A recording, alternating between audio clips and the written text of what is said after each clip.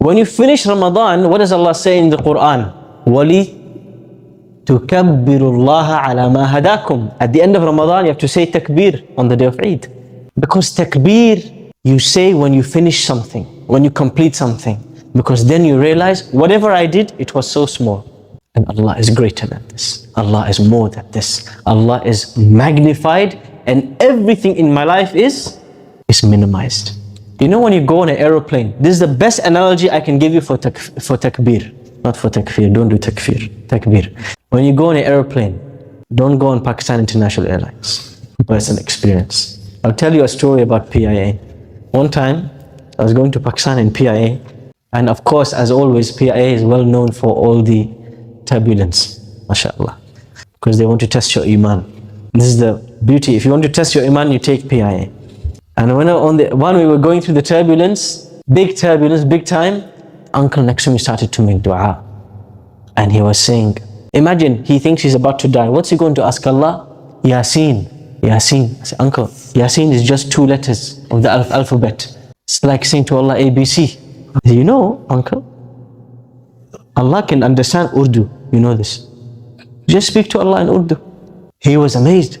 He never in his life thought he can just speak to Allah in his language. This is very important when you come to the practical things. So the first thing we said in the 10th of Dhul Hijjah is the dhikr of Allah, especially the takbir. On the day of Arafah, the day of dua, the first rule I'm going to advise all of you, make dua in your own language. What language did Ibrahim a.s. use to make dua to Allah? Anybody knows? What language did Ibrahim speak? Did he speak Arabic? Who thinks Ibrahim a.s. spoke Arabic? Put your hand. Ibrahim a.s. spoke Arabic. Ibrahim a.s. didn't speak a letter of Arabic. He spoke Aramaic. Did Musa a.s. speak Arabic? He didn't speak Arabic. He spoke Aramaic. Did Isa a.s. speak Arabic? He spoke Akkadian. And they were still making dua to Allah, right? And their dua was still accepted, right?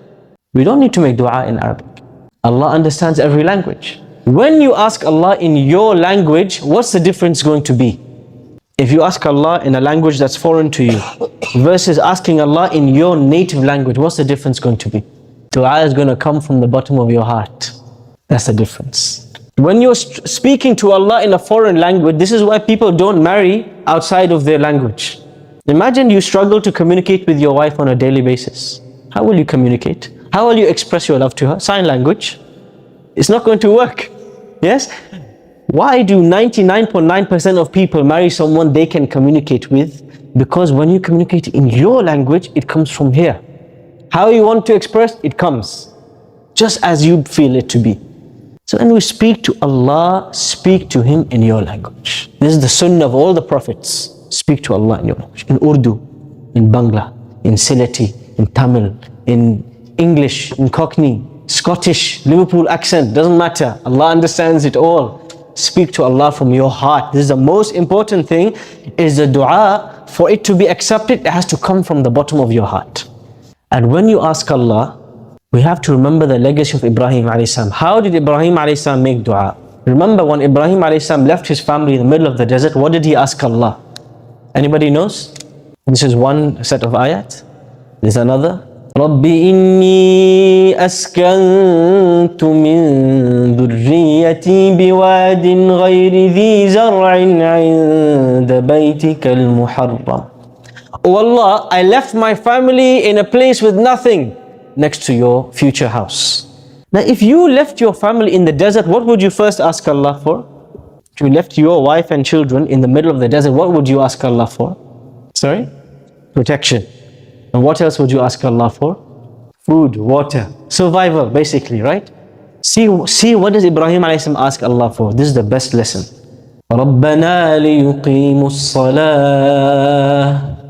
Oh Allah, make them people who pray salah. فَجَعَلْ أَفْئِدَةً مِّنَ النَّاسِ تَهْوِي إِلَيْهِمْ. And make people love them and want to come and live next to them. Community. وَارْزُقَهُمْ مِنَ الثَّمَرَاتِ لَعَلَّهُمْ يَشْكُرُونَ. He asked Allah for salah, then for community, then third place, bronze medal, he asks Allah, oh Allah, give them food and drink. See the priorities of Ibrahim a.s. When we make dua to Allah, we tend to ask Allah, oh Allah, my exam, my promotion, my rizq. We ask Allah for this dunya. The first thing we should ask Allah is for the things that impact our akhirah. And then you ask Allah for the things in this thing. This is a lesson for Allah. Keep the priorities in check. So when Allah says, من كان يريد حرث الآخرة نزد له في حرثه. Whoever wants what the afterlife has, we will give him more in this dunya. ومن كان يريد حرث الدنيا نؤته منها وما له في الآخرة من نصيب. And if you just want this dunya, we will give it to you and you'll have nothing in the afterlife. Make dua for your children. That's what Ibrahim a.s. He's not just asking Allah for himself. He's asking Allah, make my children people who pray salah. Make dua for your grandchildren. Even if you don't see them, they're not alive, make dua for them. Because you and me, we have very limited ability. But Allah is the one who guides. So make dua for the afterlife. Make dua in your own language. And pour your heart out to Allah on the day of Arafah.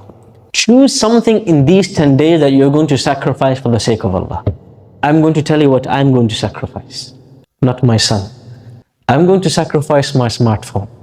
Before Isha time today, this SIM card is going in a Nokia flip phone for 10 days. Because this is the thing that takes most of my time and your time away from Allah subhanahu wa ta'ala. So this is going. My qurbani. What's your qurbani? Tell me, what's your qurbani going to be in these 10 days? What are you going to sacrifice other than goat? Yes? What in your life are you going to sacrifice in these 10 days? Let's go around the table. Young man, you go first. Because the uncles are thinking. They are thinking, what will auntie allow them to sacrifice? Tell us. Who's going to sacrifice Octonauts for 10 days? Who's going to sacrifice FIFA for 10 days? Go on then. Salman, you can start us off. We're going to sacrifice the phone. Sheikh Saab is inshallah paying attention. Okay. Yes, young man, what are you going to sacrifice in these 10 days? Yes, what are you going to sacrifice? What do you enjoy doing the most? What's your favorite cartoon? What's your favorite game? Do you play PlayStation? Computer games? Phone games? MashaAllah, min al-muttaqeen. Yes, young man at the back with the grey thobe. Yes, you Habibi, nobody else. What are you going to sacrifice in these 10 days? We'll go both of you because you're both wearing grey thobes. Fasting, inshallah. You're going to fast?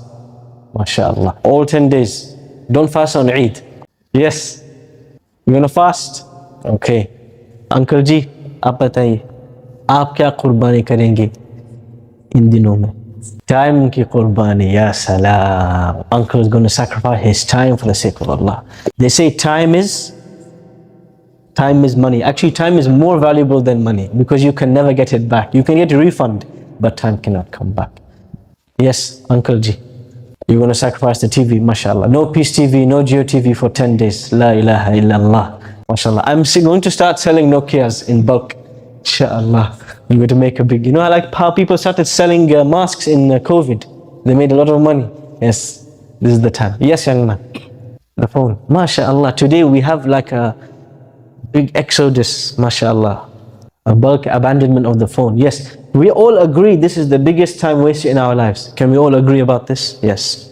How many WhatsApp forwards and group chats and... Yes. You will live for 10 days without it, trust me. You will live for 10 days without it, inshallah. Yes. You see, when you start to abandon the mobile phone, the jinn start to notice this plan and they start to possess the electronics. Jinn. A'udhu billahi minkum. We will succeed. Go away from this place. MashaAllah. Okay.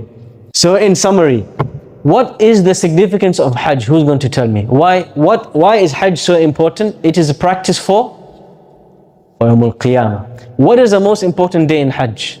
What are you going to do in day of Arafah? Dua. What's the first rule of dua? In your own language. Very good. What's the second rule of dua? Ask for Akhirah first and Dunya second. What is the most important thing for you to do in these 10 days? The dhikr of Allah. What is the most important dhikr to do in these 10 days? Allahu Akbar. While you're chopping onions, while you're driving taxi, while you're working, while you're doing joinery, plumbing, it doesn't matter. Allahu Akbar, Allahu Akbar, Allahu Akbar, La ilaha illallah, Allahu Akbar. And what we all have to focus in these 10 days? Sacrifice. The path to becoming close to Allah and becoming from the awliya is qurbani. You have to sacrifice something.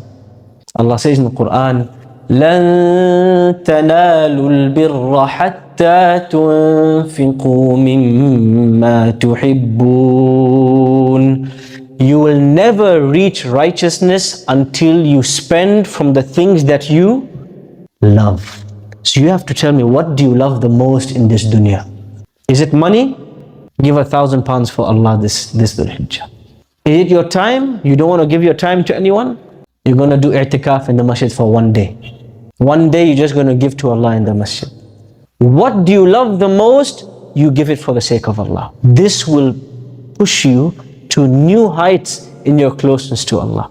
Because how did Allah test Ibrahim alayhi salam? Tell me, Allah could have asked Ibrahim alayhi salam to take his own life. But is that the most beloved thing to Ibrahim?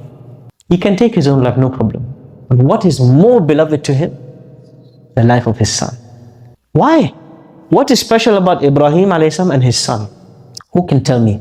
Why does Ibrahim alayhi salam have a special love for his children more than any of us here today? Yes. How old, roughly, do anybody know how old was Ibrahim alayhi salam when he had his first child? In his 90s. Imagine you have to wait till age 90 to have a child. How much you're going to love this child? Yes? Because Ibrahim alayhi salam waited. Imagine this situation. This happens today. A woman becomes pregnant. She waits 8.5 months to see the face of this child. And then the child dies in the womb. She has a miscarriage. How upset is this lady?